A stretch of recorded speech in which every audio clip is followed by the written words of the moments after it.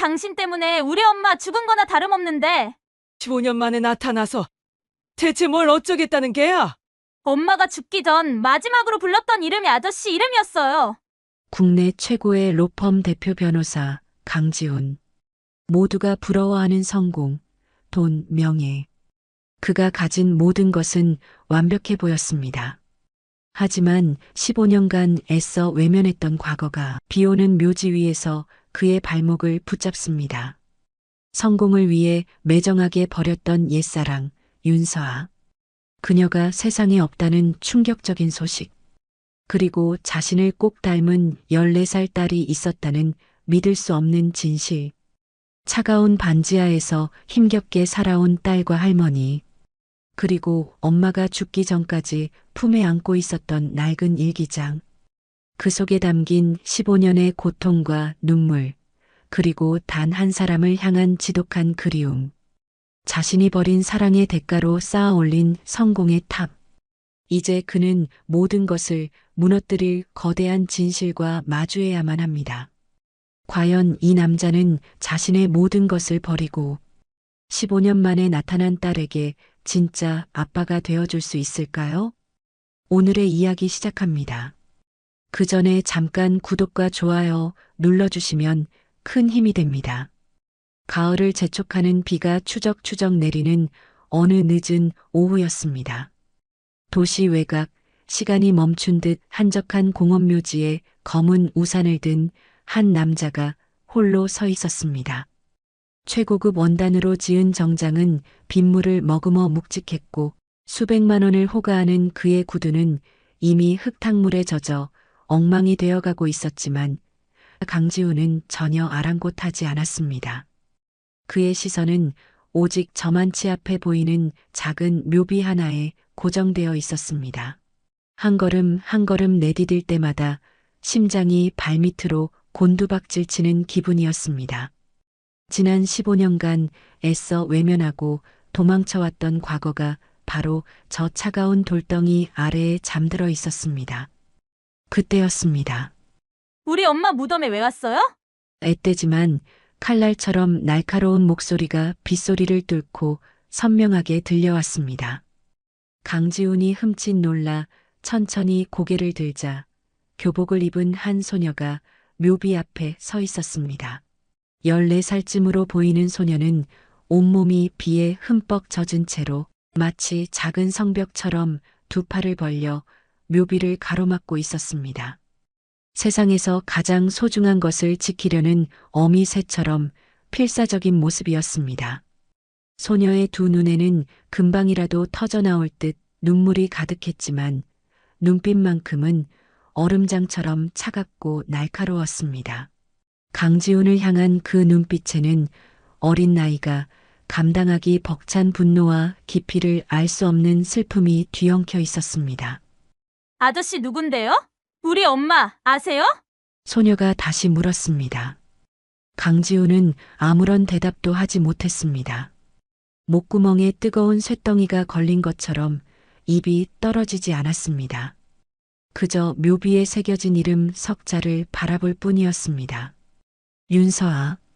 한때 강지훈의 세상 전부였고 그의 심장이었으며 그의 유일한 빛이었던 이름. 이제는 차가운 비석 위에서 날카로운 파편이 되어 강지훈의 가슴을 무참히 후벼 파고 있었습니다. 묘비 옆에는 지팡이에 메마른 몸을 의지한 노파가 힘겹게 서 있었습니다. 깊게 팬 주름 사이로 한과 원망이 가득한 얼굴. 할머니가 세월의 한이 서린 떨리는 목소리로 입을 열었습니다. 이제 와서 뭐 하러 왔어? 그 한마디는 보이지 않는 망치가 되어 강지훈의 어깨를 내리쳤습니다. 15년. 꿈에도 생각하지 못했습니다. 15년 만의 재회가 이토록 차갑고 아픈 모습으로 이루어질 줄은. 성공한 변호사 강지훈의 완벽했던 세상에 균열이 가기 시작한 것은 불과 며칠 전 먼지 쌓인 서랍 속에서 발견된 낡은 동창의 초대장 한 통에서부터였습니다. 모든 것이 완벽하다고 믿었던 강지훈의 삶은 사실 가장 중요한 것을 외면한 채 위태롭게 쌓아 올린 모래성에 불과했음을 깨닫는 데는 그리 오랜 시간이 걸리지 않았습니다.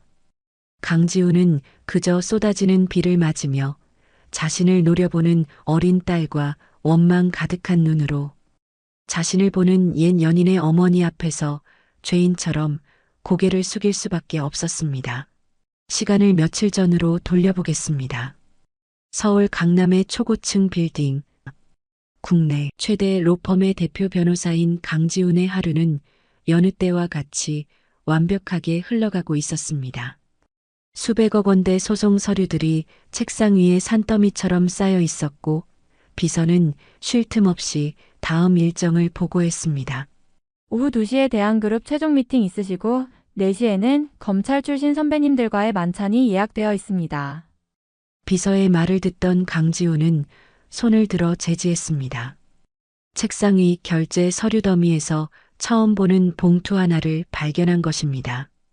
화려한 금박 무늬가 새겨진 낯선 초대장이었습니다. 이게 뭡니까? 법대 동창회 초대장입니다.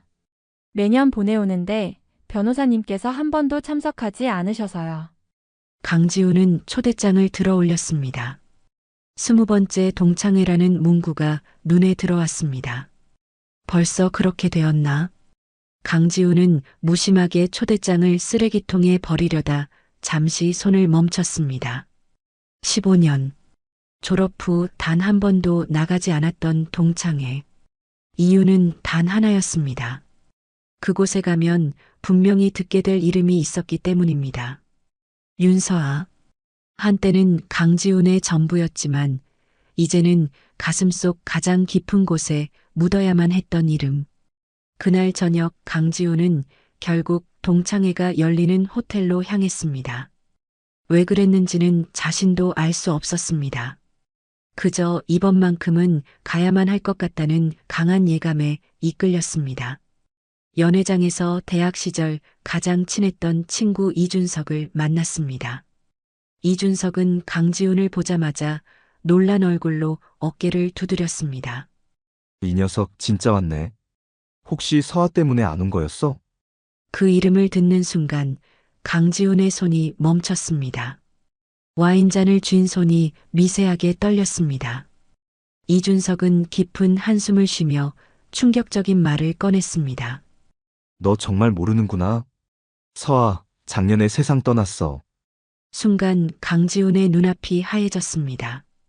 주변의 모든 소음이 사라지고 오직 이준석의 목소리만이 귓가에 맴돌았습니다. 대장암이었대. 그리고 서아한테 딸이 있었어. 14살짜리. 14살. 그 말에 강지훈의 심장이 멎는 것 같았습니다. 머릿속이 하얗게 비면서도 차가운 계산이 번개처럼 스쳤습니다. 15년 전, 자신과 헤어진 바로 그 직후. 그렇다면 강지훈은 떨리는 목소리로 간신히 물었습니다. 누구? 아이야? 아무도 몰라. 혼자 힘들게 키웠다고만 들었어. 강지훈은 더 이상 그 자리에 있을 수 없었습니다. 비틀거리며 연회장을 빠져나와 차가운 밤거리를 걸었습니다. 성공, 명예, 부, 자신이 이룬 모든 것이 한순간에 무너져 내리는 기분이었습니다. 15년 전 성공을 위해 사랑을 버렸던 자신의 비겁함이 칼날이 되어 심장을 찌르는 것만 같았습니다. 다시 현재의 공원묘지. 쏟아지는 빛 속에서 세 사람은 한동안 말이 없었습니다. 강지훈은 무릎이라도 꿇고 싶은 심정이었지만 차마 몸을 움직일 수조차 없었습니다. 소녀는 여전히 경계심 가득한 눈으로 강지훈을 똑바로 바라보고 있었습니다. 아저씨, 혹시 강지훈 변호사님 맞으세요? 소녀의 입에서 나온 이름에 강지훈은 깜짝 놀라 고개를 들었습니다. 어떻게 내 이름을? 소녀 강하늘은 말을 이었습니다. 엄마 일기장에서 봤어요. 강지훈이라는 이름. 엄마가 세상에서 가장 사랑했던 사람이라고 적혀 있었어요. 그때 뒤에 서 있던 외할머니 박영희 여사가 힘겹게 입을 열었습니다. 하늘아, 이 사람은 내 엄마를 버린 사람이야. 부모가 반대한다고, 집안이 맞지 않는다고 내 엄마를 매정하게 버렸어. 강하늘의 얼굴이 굳어졌습니다. 하지만 그 눈빛에는 분노보다 더 깊은 슬픔이 담겨 있었습니다. 그런데 왜 이제 와서요? 엄마는 이미 세상에 없는데. 강하늘의 목소리가 떨리기 시작했습니다. 강하늘은 묘비를 돌아보며 흐느꼈습니다. 우리 엄마가 얼마나 힘들게 살았는지 아세요? 매일 새벽같이 일어나서 밤늦게까지 일하면서도 저한테는 항상 웃어줬어요. 항상 웃어줬다고요. 강지우는 고개를 들 수 없었습니다. 딸의 울음소리가 빗소리와 뒤섞여 온 묘지에 울려 퍼졌습니다. 한참을 울던 강하늘이 문득 고개를 들고 강지훈에게 물었습니다. 아저씨, 혹시 제가 몇 살인지 아세요? 뜬금없는 질문에 강지훈이 당황하자 강하늘은 말을 이었습니다. 14살이에요. 2010년 3월생. 강지훈의 심장이 다시 빠르게 뛰기 시작했습니다. 2010년 3월, 자신과 윤서아가 헤어진 것이 2009년 여름이었으니 강하늘의 눈빛은 나이를 가늠할 수 없을 만큼 깊고 어른스러웠습니다. 아저씨가 알아야 할 것 같아서요. 더 이상 빗속에 서 있을 수 없다고 판단한 강지훈은 두 사람을 차에 태우겠다고 간청했습니다. 박영희 여사는 완강히 거절했지만 계속 기침하는 할머니가 걱정된 강하늘의 설득에 마지못해 차에 올랐습니다. 강지훈의 고급 외제차와 두 사람의 낡은 옷차림은 지독하게 어울리지 않았습니다. 내비게이션에 주소를 입력하고 도착한 곳은 낡은 다세대 주택이 빼곡히 들어선 동네의 반지하 집이었습니다. 곰팡이 냄새가 올라오는 어둡고 좁은 공간. 그곳이 자신의 딸이 살아온 현실이라는 사실에 강지훈은 숨이 막혀왔습니다. 강하늘과 박영희 여사의 집은 생각보다 깔끔하게 정돈되어 있었지만 가난의 흔적은 곳곳에 깊게 배어 있었습니다. 낡은 가구, 갈라진 벽지, 그리고 천장 한쪽에 퍼져나가는 검은 습기 자국. 하지만 벽 한쪽에는 윤서아와 강하늘이 환하게 웃고 있는 사진들이 가득했습니다. 가난 속에서도 서로를 의지하며 행복했던 시간의 증거였습니다. 박영희 여사가 기침하며 방으로 들어가자 강하늘은 주머니에서 낡고 해진 작은 수첩을 꺼내 강지훈에게 건넸습니다. 이거 엄마 일기장이에요. 돌아가시기 전에 저한테 주셨어요. 강지훈은 떨리는 손으로 수첩을 받았습니다. 윤서아의 손글씨가 빼곡하게 적혀 있었습니다. 그는 첫 페이지를 펼쳤습니다. 2009년 7월 15일. 오늘 병원에 갔다. 임신 8주라고 한다. 지훈 씨에게 말해야 할까? 하지만 그는 이미 나를 떠났다. 그의 앞길을 막고 싶지 않다. 이 아이는 내가 혼자 키우겠다.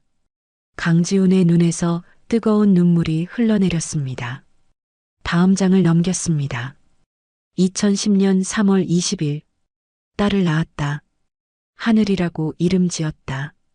아빠 없이 태어났지만 이 아이는 내게 가장 큰 은혜다.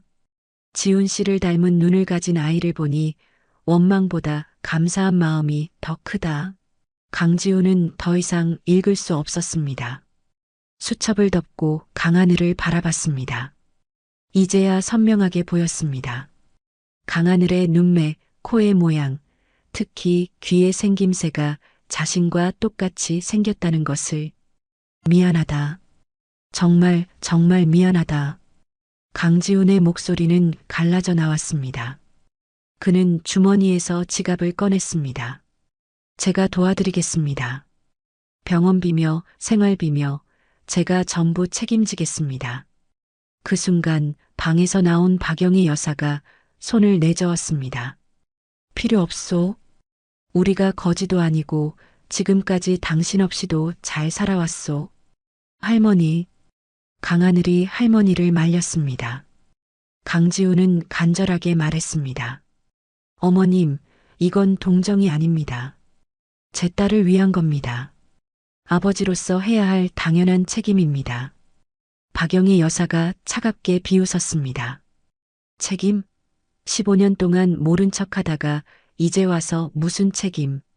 차가운 대치 속에서 강하늘이 두 사람 사이에 섰습니다. 할머니, 엄마가 뭐라고 했는지 기억하세요? 모든 걸 용서하라고 했잖아요. 아저씨, 저희도 시간이 필요해요. 오늘은 그만 가주세요. 강지우는 명함을 테이블 위에 올려놓았습니다. 이것이 자신이 버린 사랑과 외면했던 책임의 무게라는 것을 깨달으며 무거운 발걸음을 돌릴 수밖에 없었습니다. 그날 밤 강지우는 집으로 돌아가는 길에 부모님 댁에 들렀습니다. 어머니가 반갑게 맞았지만 강지우는 단도직입적으로 말했습니다. 어머니, 저한테 딸이 있습니다. 어머니의 얼굴이 하얗게 굳어졌습니다. 그게 무슨 소리니? 윤서아가 낳은 제 딸입니다. 올해 14살이에요. 어머니는 그 자리에 주저앉았습니다. 아버지가 서재에서 나오자 강지우는 흔들림 없는 눈으로 아버지를 보았습니다. 한때는 하늘처럼 두려웠던 아버지였지만 이제는 그저 늙고 고집센 노인으로 보일 뿐이었습니다. 아버지, 저도 이제 아버지가 되었습니다. 늦었지만 제 딸, 제가 책임지겠습니다. 아버지의 얼굴이 붉어졌습니다.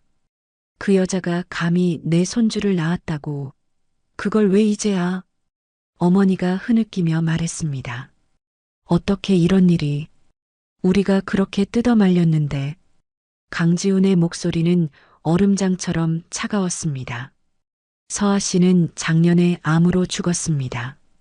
임신한 사실을 숨기고 혼자 딸을 낳아 키우다가요. 아버지와 어머니는 충격에 아무 말도 하지 못했습니다. 잠시 후 어머니가 간신히 입을 열었습니다.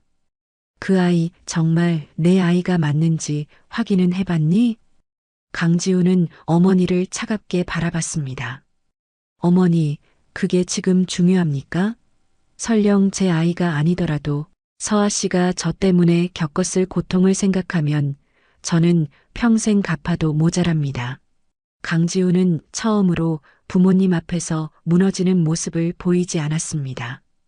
더 이상 부모님의 가치관에 휘둘리지 않겠다고, 오직 자신의 딸과 남은 가족을 위해 살겠다고 다짐했습니다. 일주일 뒤 윤서아의 첫 번째 기일이 되었습니다. 강지우는 윤서아가 좋아했던 프리지아 꽃을 한 아름 사들고 묘지로 향했습니다. 묘지 입구에서 강하늘과 박영희 여사를 만났습니다. 셋은 나란히 묘비 앞에 섰습니다. 강지훈이 무릎을 꿇고 흐느꼈습니다. 서아야, 내가 너무 늦었지. 미안해. 정말 미안해. 강하늘은 가져온 꽃을 묘비 앞에 놓으며 조용히 말했습니다. 엄마, 저 잘 지내고 있어요. 할머니도 건강하시고요. 그리고 엄마가 보고 싶어 하던 아빠도 찾았어요. 그 한마디에 강지훈의 눈에서 다시 눈물이 터져 나왔습니다. 강하늘이 처음으로 자신을 아빠라고 불러준 순간이었습니다. 비록 엄마에게 하는 말이었지만 그 말은 세상 그 어떤 인정보다 무겁고 따뜻하게 강지훈의 마음에 와 닿았습니다. 윤서아의 기일 이후 강지훈의 삶은 송두리째 바뀌기 시작했습니다. 그는 더 이상 과거의 성공에 연연하지 않았습니다. 돈과 명예가 얼마나 공허한 것인지, 자신이 놓쳐버린 시간과 사랑이 얼마나 소중한 것이었는지를 뼈저리게 깨달았기 때문입니다. 강지훈은 중대한 결심을 했습니다. 다음 날 그는 국내 최대 로펌에 사표를 냈습니다. 모두가 그의 결정을 만류했습니다. 보장된 성공과 부를 스스로 걷어차는 행동을 누구도 이해하지 못했습니다. 하지만 강지훈은 확고했습니다. 그는 강남의 화려한 사무실을 떠나 서민들이 사는 동네의 작은 건물 2층에 법률사무소를 열었습니다. 사무소의 이름은 윤서아 법률사무소였습니다. 아빠, 왜 엄마 이름으로 지었어요? 처음 간판을 본 강하늘이 놀라서 물었습니다. 강지훈은 딸의 머리를 쓰다듬으며 대답했습니다. 내 엄마를 영원히 기억하기 위해서야. 그리고 아빠가 다시는 길을 잃지 않기 위해서. 사무소를 연 첫날 한 젊은 여성이 아이의 손을 잡고 찾아왔습니다. 이혼한 전 남편에게 양육비를 받지 못해 생계가 막막하다는 안타까운 사연이었습니다. 그녀는 변호사 비용이 없어 소송을 포기하고 있었다고 했습니다. 강지훈은 망설임 없이 말했습니다. 제가 무료로 맡아드리겠습니다. 여성의 눈이 동그래졌습니다. 정말요? 하지만 어떻게? 강지훈은 씁쓸하게 미소 지으며 말했습니다. 제가 누군가에게 아주 큰 빚을 졌거든요. 평생을 갚아도 다 갚지 못할 빚입니다. 그날 저녁 사무실로 강하늘이 도시락을 들고 찾아왔습니다. 아빠, 저녁 드세요. 제가 처음으로 만들어 봤어요. 도시락 뚜껑을 열자 김이 모락모락 나는 된장찌개와 계란말이가 들어 있었습니다. 윤서아가 과거 자신에게 자주 싸주던 도시락과 똑같았습니다. 맛있네. 꼭 내 엄마 솜씨를 닮았구나. 엄마가 일기장에 레시피를 적어두셨더라고요. 아빠가 좋아하는 음식들이라고. 아빠와 딸은 작은 사무소에 마주 앉아 도시락을 나눠 먹었습니다. 창밖으로는 붉은 노을이 지고 있었습니다. 강지훈은 깨달았습니다. 진정한 행복은 높은 곳에 있는 것이 아니라 사랑하는 사람과 마주 앉아 따뜻한 밥을 나눠 먹는 이런 소박한 순간에 있다는 것을. 그는 돈과 명예를 버렸지만 그보다 훨씬 더 귀하고 값진 것을 얻었습니다. 늦었지만 이제야 제대로 된 삶을 살고 있는 것 같았습니다. 시간이 흘러 1년이 지났습니다. 강지훈과 강하늘 그리고 박영희 여사는 이제 어색함 없이 서로를 보듬는 진짜 가족이 되었습니다. 강지훈은 윤서아 법률사무소를 통해 법의 보호를 받지 못하는 어려운 사람들을 돕는 변호사로 자리 잡았습니다. 수입은 예전의 10분의 1도 되지 않았지만 그의 마음은 그 어느 때보다 충만했습니다. 가장 큰 변화는 강지훈의 부모님에게서 시작되었습니다. 처음에는 아들의 선택을 이해하지 못하고 분노했던 부모님은 시간이 지나면서 조금씩 마음의 문을 열기 시작했습니다. 특히 손녀 강하늘을 향한 애정은 그 무엇으로도 막을 수 없었습니다.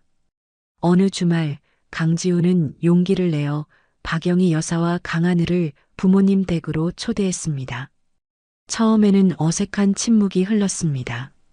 평생을 다른 세상에서 살아온 두 가족이 한 공간에 있다는 것 자체가 기적 같은 일이었습니다.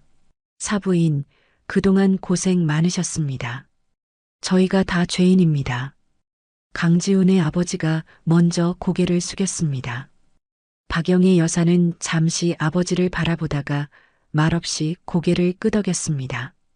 그 모습을 지켜보던 강지훈의 어머니가 조심스럽게 박영희 여사의 손을 잡았습니다.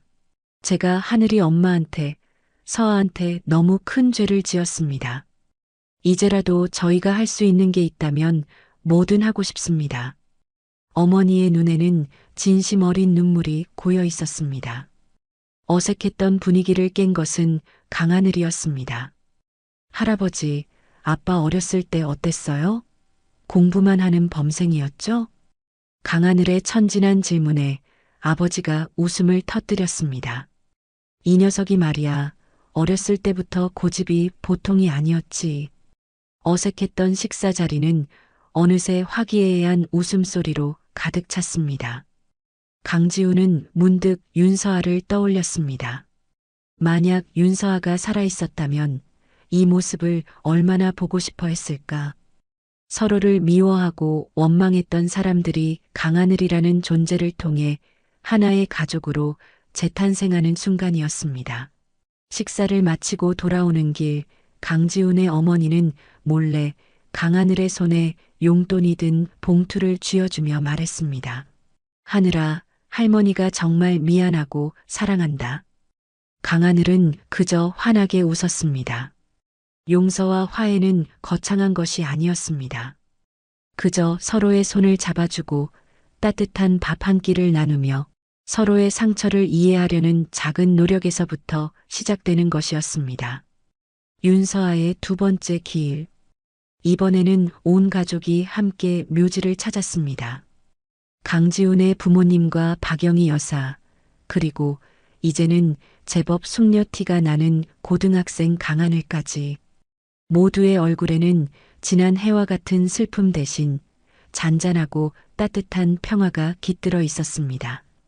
강지훈이 묘비 앞에 서서 나지막이 말했습니다. 서아야, 우리 모두 잘 지내고 있어. 하늘이는 내가 자랑스러워할 만큼 멋지게 잘 자라고 있고, 어머님도 건강하시고, 우리 부모님도 이제는 진짜 하늘이 할머니, 할아버지가 되었어. 강하늘이 묘비에 직접 쓴 편지를 올려놓았습니다. 엄마, 나 이번에 전교 1등 했어. 그리고 나도 아빠처럼 변호사가 될 거야. 하지만 아빠와는 조금 다른 변호사. 엄마처럼 어렵고 힘든 사람들의 편에 서는 변호사가 될게. 엄마가 하늘에서 지켜봐 줄 거지? 강지훈의 어머니가 묘비 앞에 무릎을 꿇었습니다. 아가, 미안하다. 정말 미안해. 내가 그때 너희를 반대하지만 않았더라면 너도 우리 며느리가 되어서 행복하게 살았을 텐데. 박영희 여사가 그런 사돈의 어깨를 조용히 토닥였습니다. 이제 그만하세요, 사부인. 우리 서아도 하늘에서 다 용서했을 겁니다. 따스한 봄 햇살이 묘비를 환하게 비쳤습니다. 마치 윤서아가 하늘에서 미소 짓는 것 같았습니다. 집으로 돌아오는 차 안에서 강하늘이 말했습니다. 아빠, 오늘 학교에서 진로 상담했는데 담임 선생님이 아빠 칭찬 많이 하셨어. 훌륭한 분이라고. 강지훈은 부끄러우면서도 자랑스러웠습니다. 자신이 잃어버렸던 초심을 이제는 딸이 이어가고 있었습니다. 그는 비로소 깨달았습니다. 진짜 품격이란 높은 지위나 막대한 재산에서 나오는 것이 아니라는 것을. 그것은 사람을 향한 진정한 존중과 어떤 상황에서도 소중한 사람을 지켜주려는 사랑에서 비롯된다는 사실을 말입니다. 늦었다고 생각했을 때가 가장 빠른 시작일 수 있다는 평범한 진리처럼 강지훈의 삶은 15년이라는 시간을 돌고 돌아 이제야 제자리를 찾았습니다. 비록 윤서아는 곁에 없지만 그녀가 남긴 사랑의 증거인 딸 강하늘을 통해, 그리고 남겨진 사람들의 용서와 화해를 통해 그녀의 사랑은 영원히 계속될 것입니다. 더 큰 사랑의 형태로 새로운 가족의 이야기 속에서 영원히 살아 숨 쉴 것입니다. 오늘도 귀한 시간 내어 끝까지 시청해주신 구독자 여러분 진심으로 감사드립니다. 오늘의 이야기가 마음을 울렸다면 구독과 좋아요, 댓글 부탁드립니다.